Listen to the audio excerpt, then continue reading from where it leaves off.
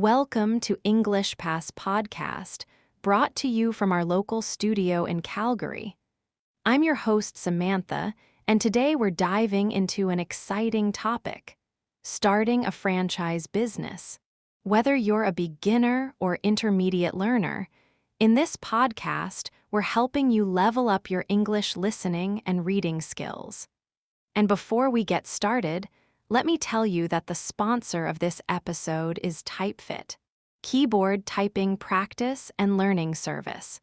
Today, we're exploring something really interesting: starting a franchise business. This is a wonderful subject for English learners because it covers a lot of practical vocabulary and real-world situations. So, let's dive right in.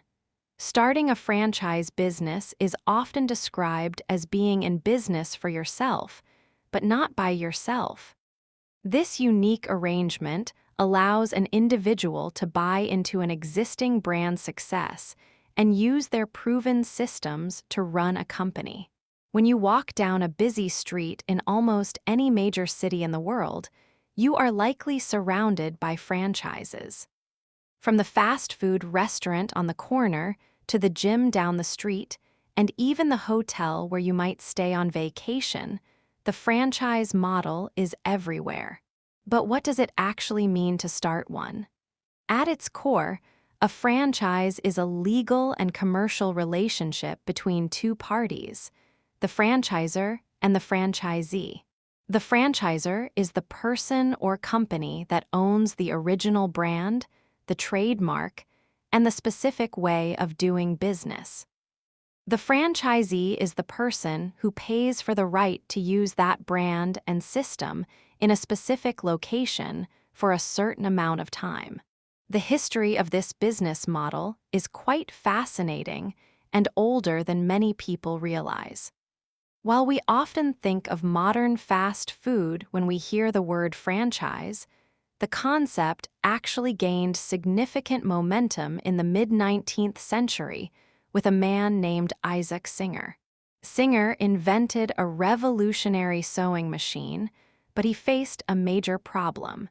His machines were expensive, and people needed to be taught how to use them.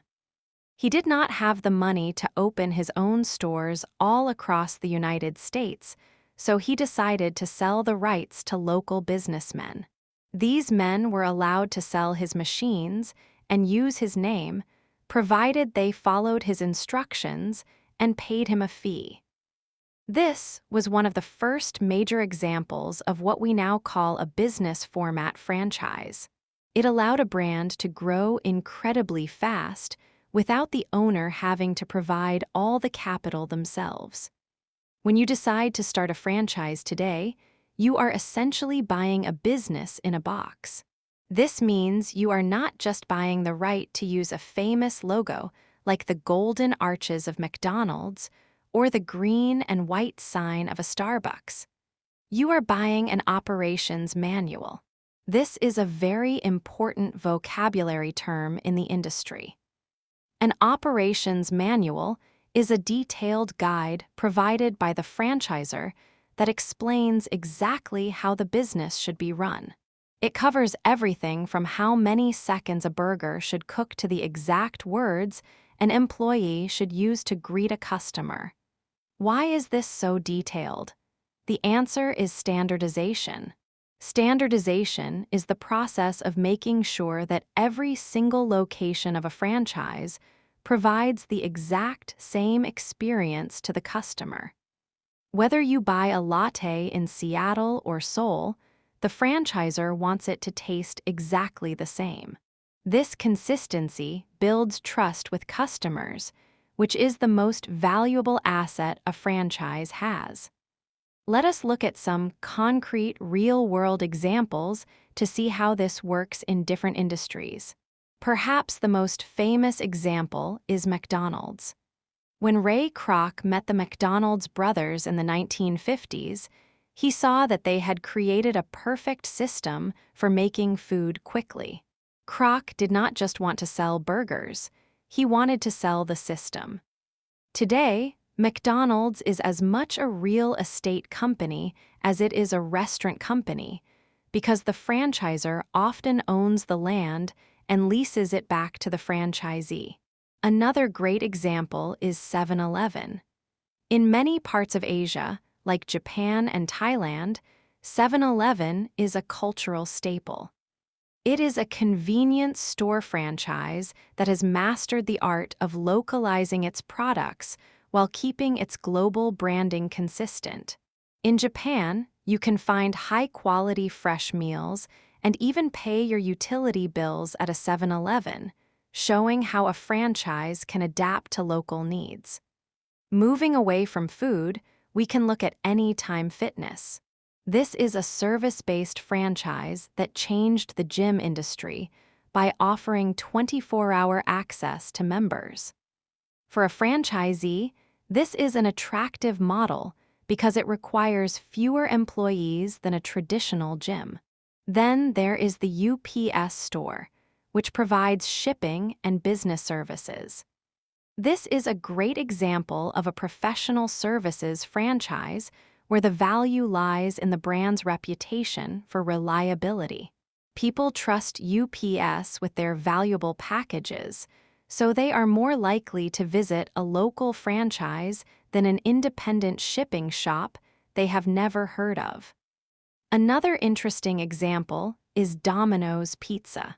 In recent years, Domino's has focused heavily on technology. When you buy a Domino's franchise, you are also buying access to their world-class delivery app and tracking software, which would be far too expensive for a small business owner to develop on their own. However, starting a franchise is not as simple as just paying a fee and opening the doors. There are several key financial terms you must understand. First, there is the initial franchise fee. This is a one-time payment made at the beginning to join the system. This fee covers the cost of your initial training and the support you receive while setting up the business. Once the business is running, you must pay royalty fees. Royalty fees are ongoing payments made to the franchisor, usually calculated as a percentage of your total monthly sales. Even if you are not making a profit yet, you still have to pay these royalties because they are based on revenue, not profit. Additionally, many franchises require you to contribute to a national marketing fund. This money is pooled together from all franchisees to pay for big television commercials or social media campaigns that benefit the entire brand. One common misconception is that the franchisee is the absolute boss of their business. In reality, you have a partner who has a lot of say in how you operate. For example, if you own a Subway franchise, you cannot suddenly decide to start selling tacos just because you think they would be popular in your neighborhood. You must follow the menu and the recipes provided by the franchisor. This lack of creative freedom is often the hardest part for entrepreneurial people to accept. However, the trade-off is that you have a much lower risk of failure than if you started a brand new business from scratch. You are paying for a shortcut past the trial and error phase of business ownership. Another critical concept to understand is territorial rights.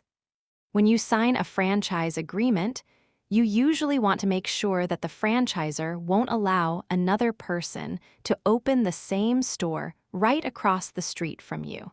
This is called territorial protection. It gives you an exclusive area where you are the only representative of that brand. Without this, you could find yourself competing against your own brand, which would make it very difficult to succeed. Before anyone can buy a franchise in many countries, they must go through a legal process involving a document called the Franchise Disclosure Document, or FDD. This is a long and often boring legal document, but it is the most important thing a prospective franchisee will ever read. The FDD contains 23 specific items of information that the franchisor is legally required to tell you. This includes the background of the executives, any past lawsuits the company has been involved in, and a detailed estimate of how much it will actually cost to get the business started. It also provides a list of existing franchisees that you can call to ask about their experience. Smart investors always spend a lot of time talking to current owners to find out if the franchisor actually keeps their promises. Does the franchise model work everywhere? Interestingly, culture plays a big role in how franchises expand. When a brand moves into a new country, it often has to balance its core identity with local tastes. This is called glocalization. Think about how a McDonald's in India serves a Maharaja Mac made with corn and cheese instead of beef, or how KFC in China serves rice congee for breakfast. The system of the franchise stays the same: the way they train staff, the way they clean the floors, the way they track inventory. But the product changes slightly to fit the culture. This ability to scale a system across different cultures is why franchising has become the dominant way for businesses to grow internationally. As you move from the basic idea of a franchise to the more complex reality of running one, you begin to see that it is a test of discipline rather than a test of creativity. A successful franchisee is someone who can follow a system perfectly every single day. They are managers who thrive on order and predictability. If you are someone who loves to invent new things and change the rules every week, starting a franchise might actually be a frustrating experience. But for someone who wants to build wealth by executing a proven plan, it offers a path that has been walked by millions of successful business owners over the last century. In the end, starting a franchise is about managing a relationship. You are part of a larger family, and your success helps the brand, while the brand's success helps you. It requires a significant amount of capital, a willingness to follow rules, and a deep understanding of the local market. Whether it is a small coffee kiosk or a massive hotel, the principles remain the same.